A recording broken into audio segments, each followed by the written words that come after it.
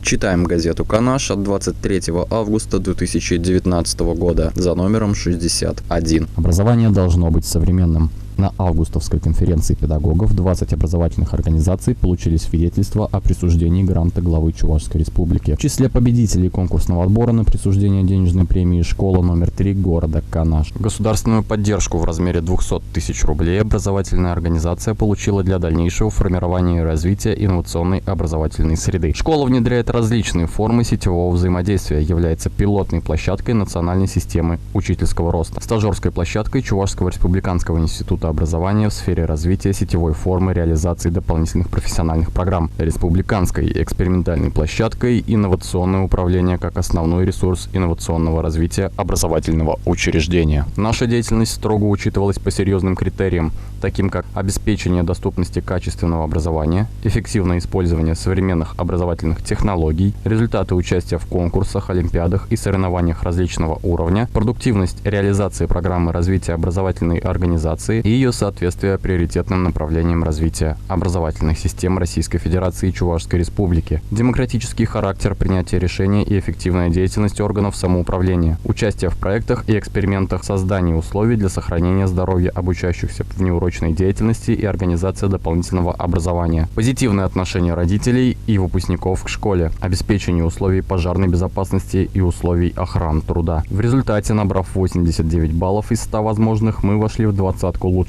Выражаю огромную благодарность главе Чувашской Республики и правительству, что оценили наши достижения. Уверен, грант будет работать не только на инновационную деятельность школы, но и на весь муниципалитет, отметил директор Марат Шадаев. Создание в учреждениях образования инновационной и образовательной среды является приоритетом государственной политики Чувашской Республики и одной из важных задач регионального проекта «Современная школа» национального проекта образования. Для достижения целей проекта школы поддерживаются не только грантами. К примеру, в июле этого года Министерство образования и молодежной политики Чувашии передало в отдел образования и молодежной политики администрации 12 робототехнических комплексов. В сентябре стартует программа для школы IT-школа Samsung. Программа будет реализовываться в Центре цифрового образования детей и подростков IT-Куб, который откроется в Канашском педагогическом колледже. Автор статьи Алена Пчелкина. Текст читал Николаев Антоний.